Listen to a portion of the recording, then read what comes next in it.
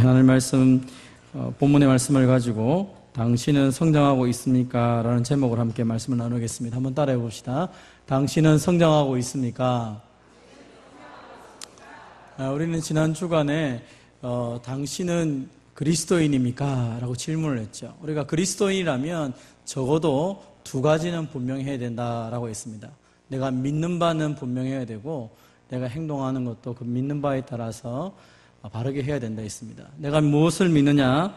내가 죄인인 것을 고백할 수 있어야 된다라고 했습니다. 내가 죄인인 것을 고백하지 못하는 사람은 예수님을 믿는 사람이 아니라고 그랬죠.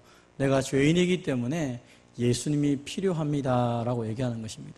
그래서 내 삶 속에서 나는 죄인이지만 예수님 때문에 내가 하나님의 자녀가 되었습니다라는 이 고백이 우리의 신앙 고백이 되어야 되고, 이 신앙 고백 위에 우리가 선한 행동을 한다라고 했습니다. 그 선한 행동이라는 것은 하나님을 사랑할 뿐 아니라 하나님의 형상대로 만들어 주어지신 사람들을 사랑하는 것이죠. 특별히 형제와 자매를 사랑하는 것이 하나님 앞에서 가장 중요한 부분이라고 말씀을 했습니다. 만약 하나님을 내가 믿는다고 말하면서 그의 형제를 사랑하지 않는다는 것은 빛 가운데 있는 사람이 아니다라고 했습니다. 그래서 내가 얼마나 형제를 많이 사랑하고 있는지, 그것은 어떤 나의 의지나 나의 결심이 아니라 하나님에 대한 신앙 고백으로 어떻게 행동을 하느냐라는 부분과 관련이 있습니다. 우리는 사랑을 감정적으로 자꾸 생각을 합니다. 성경은 사랑은 감정이 아니라 행위다, 행동이다 라고 말합니다.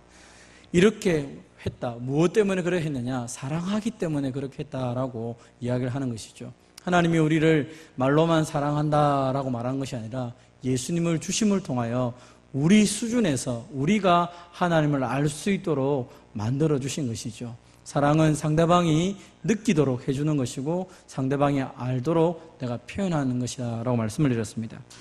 자, 오늘은 이 본문의 말씀을 통하여서 우리가 그렇다면 이제 구체적으로 좀 더 하나님의 자녀라면 성장하는 삶이 필요한데 어떤 성장한 삶을 살아가는지를 살펴보고자 합니다.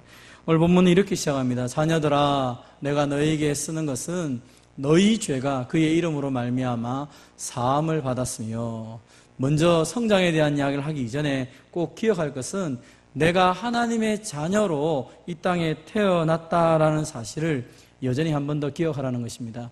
하나님의 자녀로 태어났다는 말은 우리의 죄가 하나님의 이름으로, 예수님의 이름으로 우리가 사함을 받았다는 사실을 의미하는 것입니다. 여러분, 우리는 내가 하나님 앞에 죄의 용서함을 받았습니다 라고 말할 때 우리가 하나님 앞에 회개를 열심히 했기 때문에 죄의 용서함을 받았다라고 이렇게 생각할 때가 있습니다. 그러나 오늘 본문에서도 너희 죄가 사함을 받았는데 무엇 때문에 사함을 받았느냐? 내가 회개를 많이 해서 내가 삶의 변화를 두어서가 아니라 그의 이름 때문이다 라고 말합니다. 우리의 모든 죄의 사함은 하나님 때문이요 예수님 때문인 줄 믿으시기를 바랍니다. 그래서 성경은 끊임없이 그런 부분을 계속적으로 이야기합니다.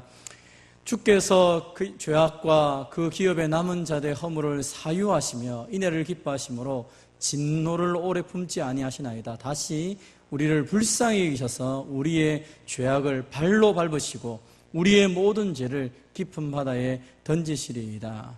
하나님이 우리의 모든 죄악을 깊은 바다에 던지신 이유는 내가 열심히 회개했기 때문이 아니라 하나님이 우리를 불쌍히 여기셔서 그런 일을 하셨다는 것이죠.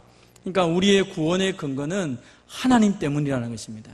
그래서 때로 우리가 자주 묻죠. 당신은 죄인입니까? 의인입니까? 죄인입니다. 예수님 때문에 의인이 되었습니다.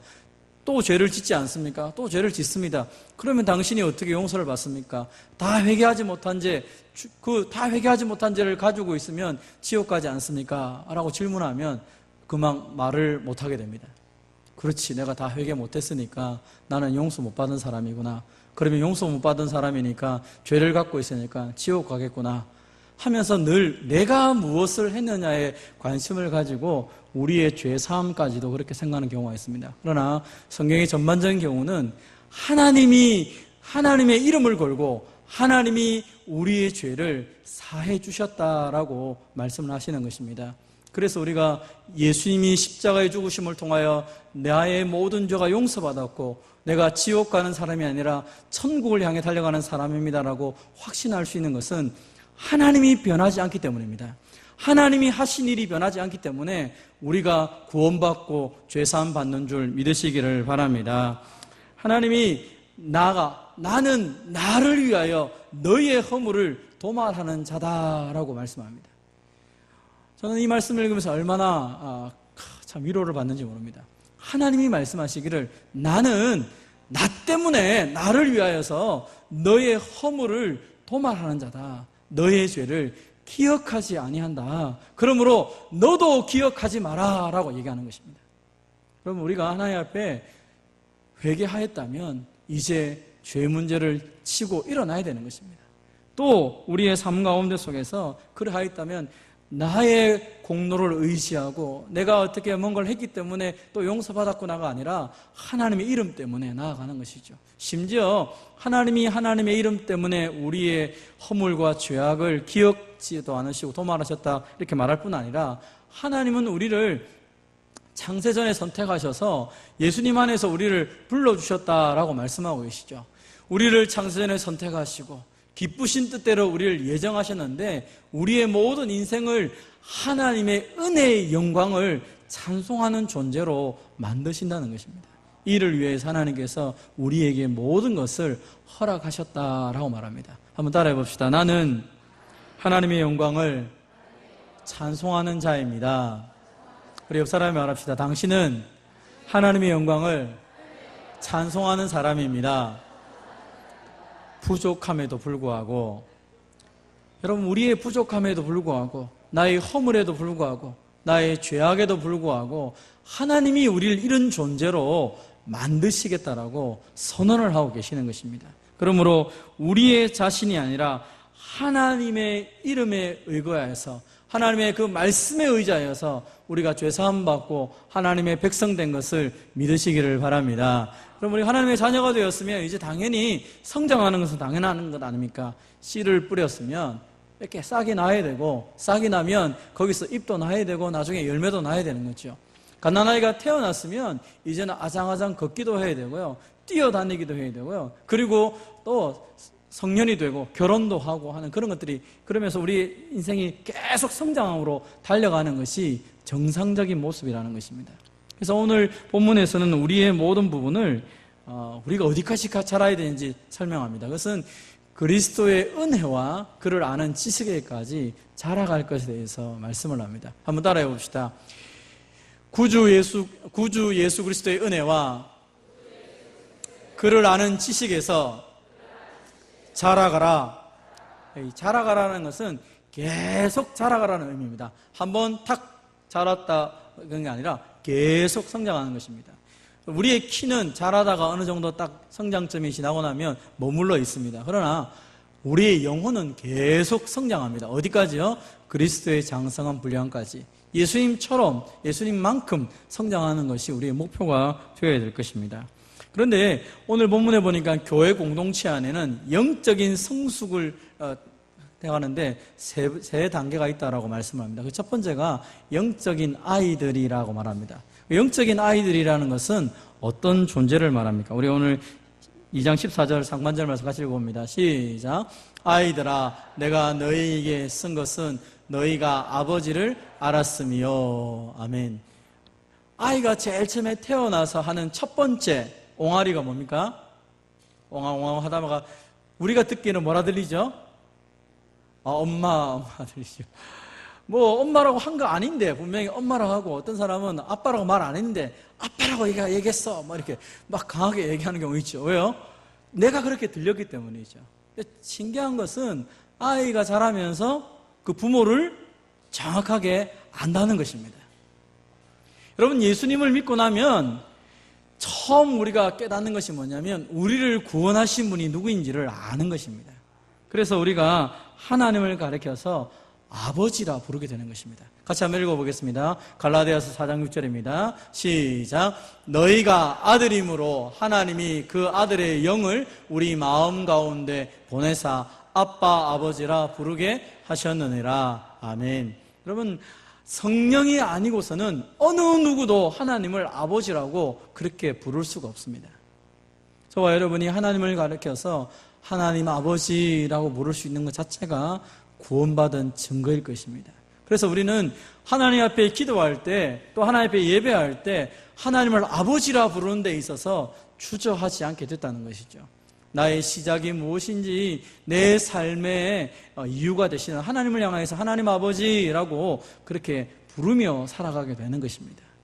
하나님을 아버지라 부르기 때문에 내가 어떤 형편에 있든지 하나님이 나를 지켜주실 것이고 나와 함께 하실 것을 우리가 믿게 됩니다. 그런데 어린아이들의 특징은 무엇입니까? 앞에 부모가 있으면 아빠, 엄마와 막 이렇게 즐겁게 지냅니다. 그러다가 눈앞에 엄마, 아빠가 안 보이면 어떻게 됩니까?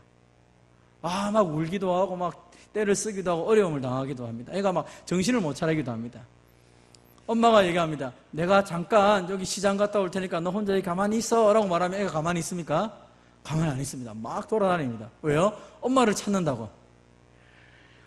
하나님을 아버지라 부르긴 부르는데 문제는 뭡니까? 하나님에 대해서 잘 모르기 때문에 막 더듬어서 찾아가기 시작합니다.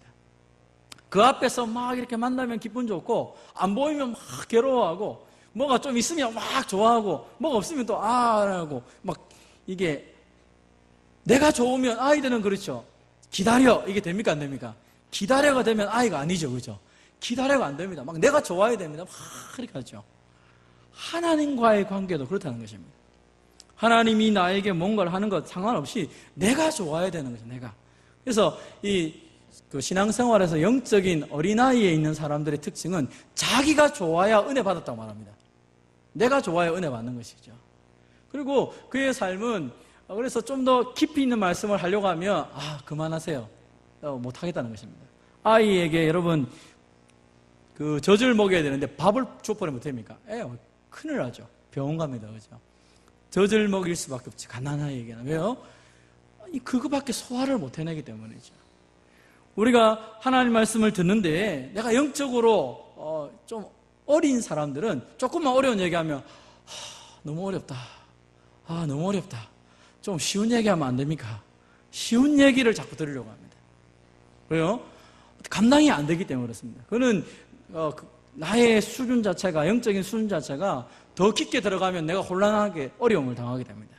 그래서 고린도 교회를 향하여서 사도 바울이 말씀을 전하면서 안타까워했던 것은 뭐냐면 이 고린도 교회는 은사가 많기도 하고 정말 능력 있는 사람들이 많았는데 대부분의 신앙은 다 어린아이였다는 것입니다. 여러분 사람이 은사가 많은 거하고 영적으로 성숙한 것은 다르다 그랬습니다. 그 사람의 삶 가운데 하나님을 닮아가는 것과 그 사람이 어떤 행위를 잘하는 것은 전혀 다른 것입니다. 고린도 교회 사람들은 여러분 고린도 교회만큼 은사가 많은 교회는 없습니다. 고린도 교회만큼 부자가 많은 교회도 없었습니다. 고린도 교회만큼 가장 지혜가 많은 교회도 없었습니다. 그런데 문제는 무엇입니까? 하나님을 아는 데 있어서는 다 초보적이었다는 것입니다. 세상적으로는 굉장했는데 하나님을 알아가는 부분에 있어서는 너무 무지해서 사도 바울이 내가 너희에게는 신령하자처럼 말 못하고 그냥 육신적인 그리스도인처럼 말할 테니까 잘 들어라 하면서 가장 기본적인 이야기밖에는 하지 못하게 되었습니다. 어린아이들이 어떤 사람이 찾아와가지고 그 아이에게 야 사탕 줄게 나 따라와 하면 어떻게 됩니까? 거의 다 따라가기 시작합니다. 요즘 아이들을 보면 내가 게임 시켜줄게 하면 다 따라갑니다. 왜요? 그게 전부인 줄 아는 것이죠. 어린아이의 특징이 뭡니까? 영적이도 마찬가지입니다. 사람의 속임수와 간사한 유혹에 잘 빠집니다. 좀 신기한 거 누가 얘기하던데요. 신기한 것에 막 관심이 많습니다. 왜요? 어린아이니까요. 여러분 어른이 되면 신기한 게 별 관심이 없습니다. 왜요? 내가 원하는 게 아니면 별 관심이 없어요. 근데 어린아이들은요 반짝반짝하면 이야 반짝반짝하고 이야 저기 놀이동산 가면 이렇게 말하죠. 영적인 것도 마찬가지라는 것입니다. 뭔가 좀 신비롭게 느껴지면 와 거기에 막 빠져들어가고요. 내가 처음 들은 거 누가 얘기하면 와 이렇게 말하죠. 왜요? 어린아이이기 때문에 그렇다는 거죠. 영적인 원리도 비슷한 것입니다. 그래서 영적인 어린아이의 특징들은 감정적입니다. 신앙생활을 아주 감정적으로 합니다. 그리고 아주 내가 체험되는 일, 내가 체험한 것만 즐깁니다.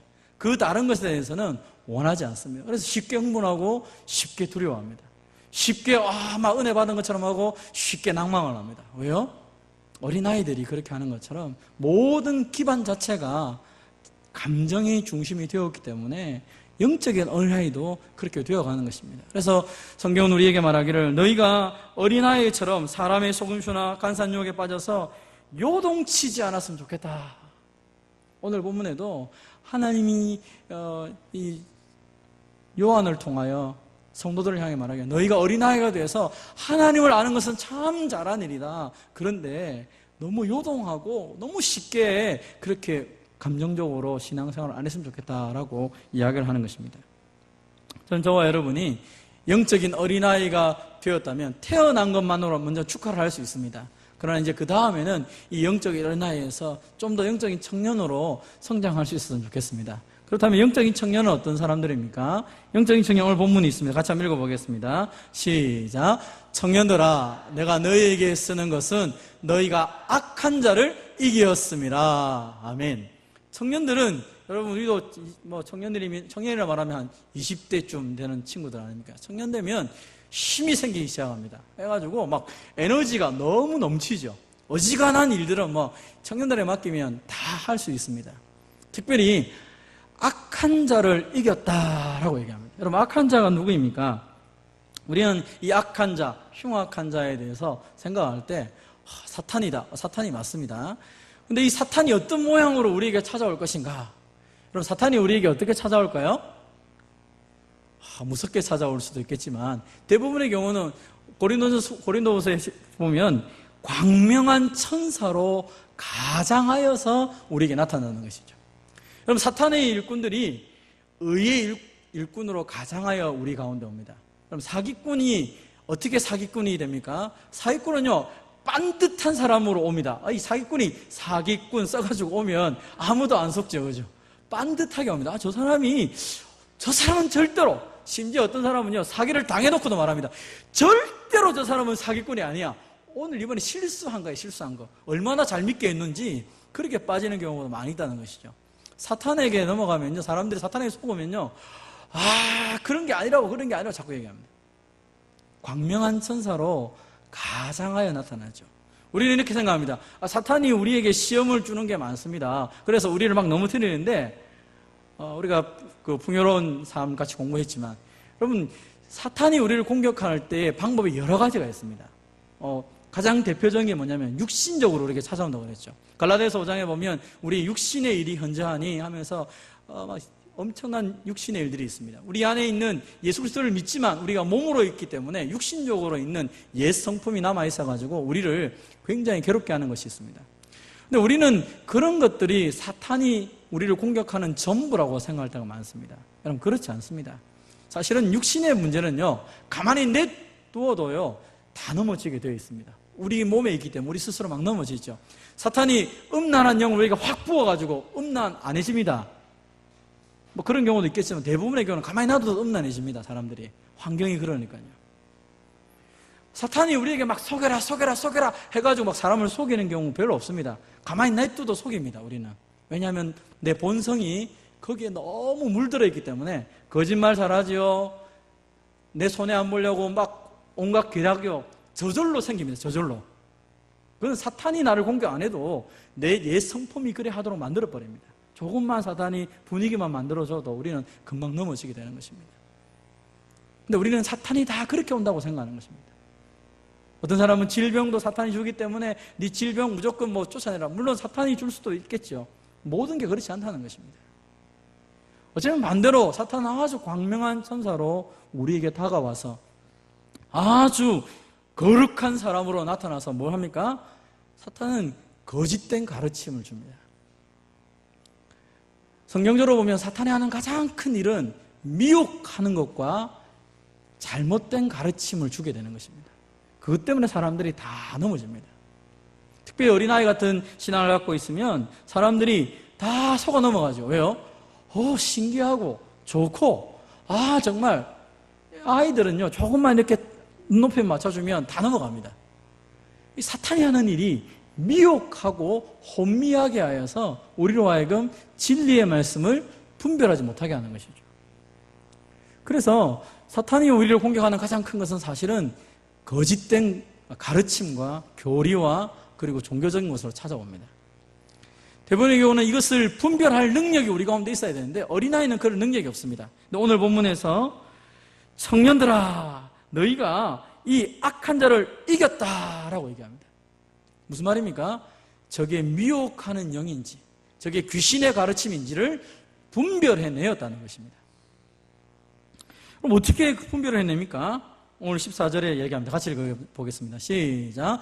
청년들아 내가 너에게 쓴 것은 너희가 강하고 하나님의 말씀이 너희 안에 거하시며 너희가 흉악한 자를 이겼습니다. 아멘. 어떻게 청년들이 이겨냅니까? 청년들의 그 힘이라는 게 뭡니까? 하나님의 말씀이 그 안에 있으니까 저게 옳은 건지 아닌 건지를 분별해낸다는 것입니다. 교회 안에 청년들이 많다는 것이 무엇입니까? 말씀을 분별해내며 그 말씀 안에 살아가기 위해서 말씀 앞에서 엎드리며 나가는 사람들이 많아지는 것이죠. 나의 지식, 경험 물론 중요합니다. 그러나 더 중요한 것은 하나님의 말씀이 우리에게 뭐라고 말씀하시는지 그것이 내 안에 풍성이 거하여서 그 말씀이 나를 움직여가기 시작할 때 저것은 틀린 거야. 저건 바른 거야. 말씀을 통하여서 거짓된 영들을 분별해내기 시작하고요. 여러분 우리가 영적인 능력, 말씀의 검을 가지고 사탄과 싸운다 할 때 더러운 귀신아 예수님으로 물러가라. 물론 그것도 있습니다. 그러나 말씀이 내 안에 있으면 그 말씀 가지고 나가면 사실은 악한 것들을 이겨내기가 쉽죠. 잘 분별이 되니까 이게 뭔지 저게 무엇 때문에 일어나는지를 알 수 있다는 것입니다. 그런데 내 안에 말씀이 없으니까 이걸 어떻게 해야 되지? 어떻게 해야 되지? 다른 것을 추구하다 보니까 사람들이 넘어지기 시작합니다. 단 약점이 뭡니까? 청년들이 어떤 실수가 많습니까? 청년들이 좀 죄송합니다. 청년들이 막 뭐가 된 것처럼 느껴지면 어떤 말을 말하냐면 내가 할게요 막 사람이 막 어깨에 힘이 쫙 올라가죠. 그래서 결국은 다 넘어집니다. 50대 어르신들 60대 어르신들을 만나보면 이런 얘기를 자주 하죠. 목사님 살아보니까 그것도 맞지만 살아보니까 이렇던데요. 이런 얘기를 많이 합니다. 청년들은요. 아니 목사님 이거 1이면 1 이게 전부 답니다. 이런 말합니다. 왜요? 자기가 아는 게 다라고 생각하기 때문에. 근데 나이가 들면 들수록 그게 다가 아니라는 것을 알게 됩니다. 그래서 영적인 청년들이 실수하는 게 뭡니까? 내가 아는 게 전부라 생각하는 것입니다. 더 이상 배우려고 하지 않고 더 이상 거기에서 넘어서지 않고 교만한 가운데 서 있는 것입니다. 내가 다 알아. 내가 다 가져와. 내가 다 해결해볼게.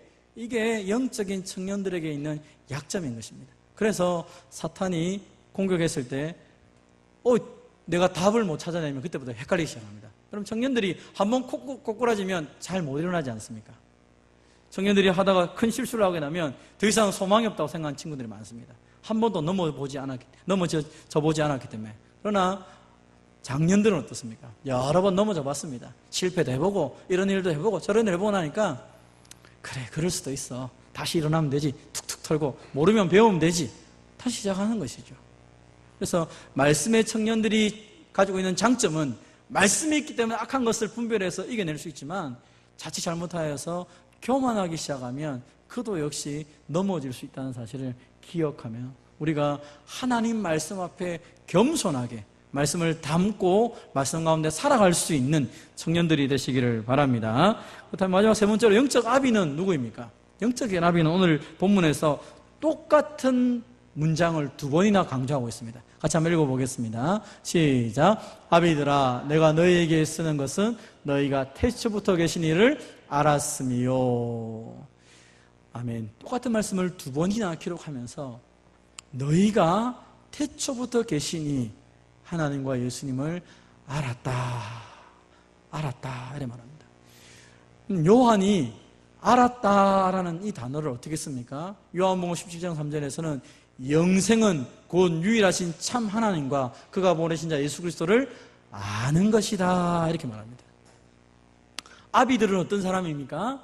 하나님을 깊이 알아가는 사람이죠. 말씀을 깊이 알아갑니다.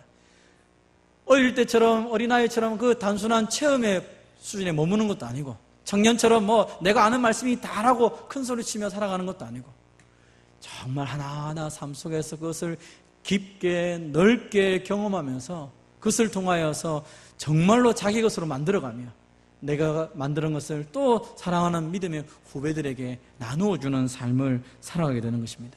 사도 바울은 그래서 자신의 인생을 말할 때 내가 정말 그리스도와 그 부활의 권능과 고난의 참념을 알고자 하여서 그의 죽으심을 본받아서 내가 이런 일을 한다, 이렇게 표현을 합니다. 내가 알고자 하여, 내가 정말 주님을 더 깊게 알고 싶다, 내가 정말 주님께 더 알고 싶어서 고난받는 거, 어려움 당하는 거 즐겨한다. 왜? 주님을 더 알아갈 수 있고 그 능력을 더 많이 경험할 수 있기 때문에. 그래서 진정한 아비들은 누구입니까? 하나님을 정말로 깊이 알아가는 것입니다. 그것은 깊이 알아가는 가장 근본적인 것은 말씀드렸던 것처럼 말씀이 아니고서는 되지 않습니다. 여러분, 말씀을 읽지 않으면서 나는 깊이 하나님을 안다고 말하면 굉장히 위험합니다. 말씀을 먼저 기본적으로 잘 아셔야 됩니다. 말씀을 많이 읽으셔야 되고요, 말씀을 공부하셔야 되고요, 그 말씀이 정말로 내 것이 되도록 그 말씀과 씨름하셔야 됩니다. 그래야 내 삶 속에서 성숙함이 이루어집니다. 처음으로 지식을 받아들여서 머리만 크면요, 사람이 교만해가지고 말만 잘합니다. 그것이 몸으로 내려와서 그것이 내 삶으로 한번 딱 하고 난 다음에, 여러분 그렇지 않습니까? 내가 실제로 경험한, 그리고 실제로 그 말씀을 내가 제대로 체험한 말을 명확하게 말하면 힘이 있게 됩니다. 신앙은요, 하나님의 말씀을 넓게 깊게 그리고 그것을 내 것으로 알아갈 때 비로소 더욱 힘있는 성숙함이 있게 되는 것입니다. 그래서 사도 바울이 마지막으로 에베소 교회를 떠나면서 에베소 교회 장로들을 만나서 그들에게 마지막 유언적으로 말할 때 뭐라고 하냐면, 내가 너희를 주님께 맡긴다. 그리고 주님께 주셨던 그 은혜의 말씀에 너희를 맡기는데, 너희가 이 말씀을 붙잡고 살아갈 때 너희를 능히 든든하게 할 것이기 때문에 염려하지 말고 이 말씀 붙잡고 살아라 라고 얘기하는 것입니다. 그럼 말씀을 붙잡는 사람은 말씀을 읽는 시간만큼 기도하게 되어 있습니다. 아비들은 생산을 해내고 만들어내는 사람이기 때문에 그냥 머릿속에 맴도는 사람이 아니라 그것을 자기 것으로 만들어가는 사람이죠. 하나님 말씀이 여러분의 삶 속에 살아 움직일 수 있도록 기도와 같이 동반되어 살아가시기를 바랍니다. 그럼 결과적으로 어떻게 됩니까?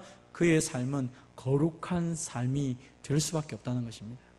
저는 우리가 성장의, 성숙의 그 부분들을 좀 하나님 앞에 정직하게 좀 내어놓고 보았으면 좋겠습니다. 여러분, 예수님을 믿은 지 얼마나 되었습니까? 성숙은 나이와 상관이 없습니다. 세상에도 그렇지 않습니까? 나이가 많아도 어린아이 같은, 정말 철부지 같은 어른이 있는가 반면에 고생을 많이 한 아이들을 만나보면 진짜 제대로 된 고생을 하는 어리지만 굉장히 마음이 깊은 아이들을 만날 때도 있습니다. 세상도 자연의 이치도 성숙이라는 것 자체가 나이와 상관이 없습니다. 영적인 의로 마찬가지입니다. 내가 예수님을 얼마나 많이 믿었느냐, 내 직분이 뭐냐, 그거는 성숙하고 아무런 상관이 없습니다. 뭐가 상관이 있습니까? 내가 주의 말씀을 하나님의 말씀으로 받고, 그리고 그 말씀을 붙잡고 기도하고, 그리고 그 말씀대로 내가 실제로 살아가기 시작할 때 그것이 깊이 우리의 삶을 바꾸어가고 변화시키게 되는 것입니다. 저는 우리 교회가 영적인 어린아이들이 많아가지고 막 이렇게 막 그런 거, 물론 새로운 생명이 계속 태어나야 되기 때문에 영적인 아이도 많이 있어야 됩니다. 그렇지만 그 영적인 아이들이 청년이 되어가고 그 청년들이 아비가 되어서 우리 교회가 정말로 성숙한 교회가 되어서 수많은 상처난 사람들을 위로하며 세워주는 그런 교회가 되기를 주님의 이름으로 축원드립니다. 시간 같이 한번 우리 기도하기를 원합니다.